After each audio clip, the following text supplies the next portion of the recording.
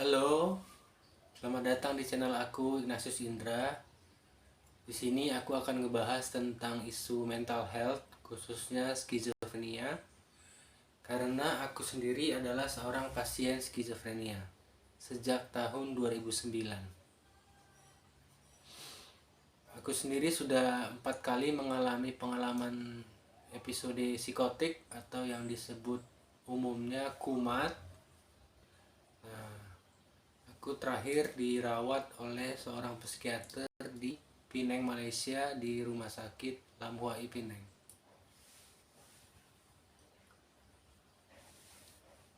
Di sini aku akan menceritakan tentang pengalaman episode psikotik aku yang ketiga atau yang terbesar menurut aku pada saat di Tangerang, Jakarta ya. Sebelumnya aku akan jelaskan tentang apa itu skizofrenia dan apa itu episode psikotik. Skizofrenia adalah gangguan mental yang dapat memengaruhi tingkah laku, emosi, dan komunikasi. Penderita skizofrenia dapat mengalami halusinasi, delusi, kekacauan berpikir, dan perubahan perilaku. Jadi aku sudah sering mengalami halusinasi, guys. Tuh.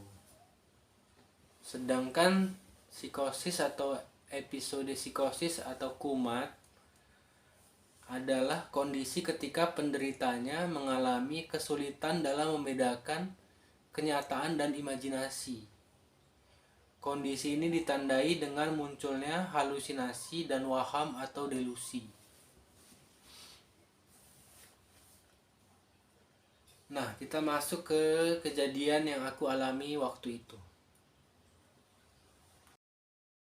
Jadi waktu itu di pagi hari aku berencana untuk pergi jogging santai di daerah Tangerang. Nah, beberapa hari sebelum hari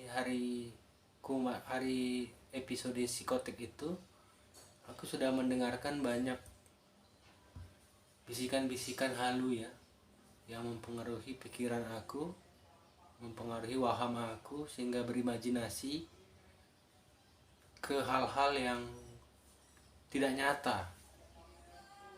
Nah, tapi aku beranikan diri untuk pergi jogging pagi. Waktu itu dari pagi aku jalan sendirian terus dan tak kuasa untuk tidak mendengarkan bisikan itu. Hingga akhirnya barang-barang yang aku bawa seperti botol minum dan handphone itu aku tinggalkan begitu saja di tengah jalan. Lalu ketika tiba di suatu daerah dekat rumah adik aku yang aku kenal betul daerahnya itu, untuk pertama kali aku mengalami halusinasi penglihatan. Nah, gedung-gedung dan rumah-rumah atau taman-taman yang ada di daerah situ yang aku kenal betul karena itu tempat tinggalnya adik aku, 100 meter berjalan gedungnya normal seperti biasa. Lalu aku jalan lagi, dipengaruhi oleh bisikan itu juga, 100 meter berjalan gedungnya berubah menjadi gedung pencakar langit seperti di Amerika Serikat, seperti di New York atau di California. Gedungnya tinggi sekali. Aku mulai panik tapi juga wow gitu ya, takjub gitu. Ini kok bisa begini? Aku berpikir apakah aku bisa menjadi time traveler atau space traveler gitu. 100 meter berjalan, gedungnya berubah lagi. Berubah menjadi gedung kuno. Rumah-rumah kecil seperti di zaman Belanda. Nah, ini dari normal masuk ke gedung pencakar langit seperti di Amerika, masuk lagi ke zaman dahulu, gedung rumah-rumah zaman penjajahan Belanda. Aku takjub berikut sekaligus panik waktu itu. Jadi aku jalan lagi, terus akhirnya gedungnya normal kembali. Tetapi ketika gedungnya normal kembali, di sana ada orang-orang.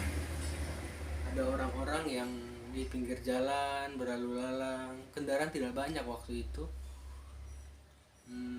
Aku mencoba untuk berkomunikasi bersama mereka. Apakah aku ini masih normal atau aku sedang di mana gitu. Karena gedungnya sudah kembali normal ke gedung yang aku kenal suasananya. Lalu aku mencoba menyapa, hai. Tapi nada suaraku tak bisa mengeluarkan suara. Jadi aku cuma bergerak, hai, halo gitu, melambaikan tangan. Tetapi tidak ada yang menggubris, tidak ada yang membalas sapaanku. Aku jalan, aku ke depan pintu kafe, aku ketok-ketok, aku lambaikan tangan. Semua berlalu lalang begitu saja. Sampai aku ke pinggir jalan lagi, ke pinggir taman.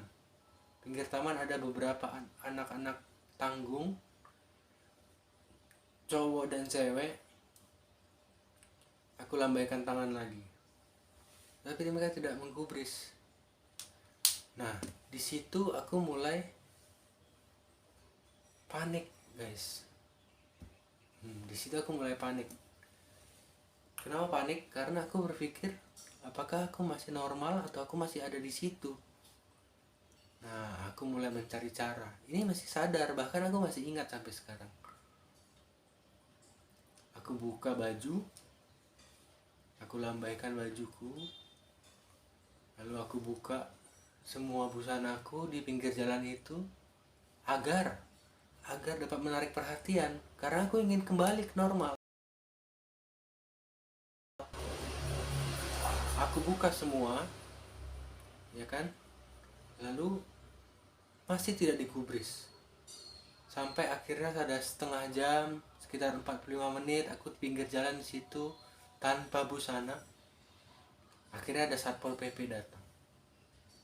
Nah, itu titiknya. Aku takut berikut lega karena aku ditangkap.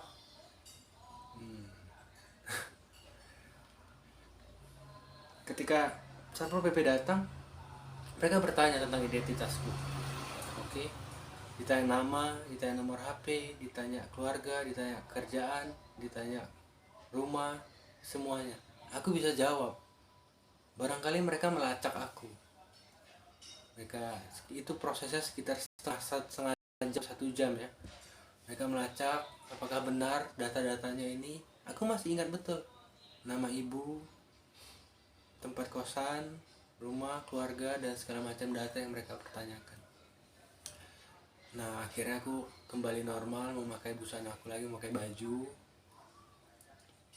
Dan akhirnya aku digiring dengan mobil, dibawa ke rumah adik aku.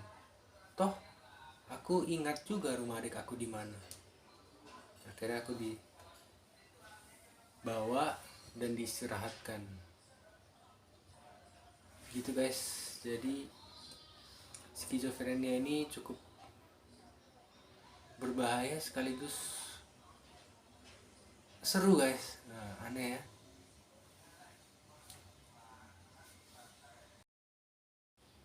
Oke, sekian kisah dari aku.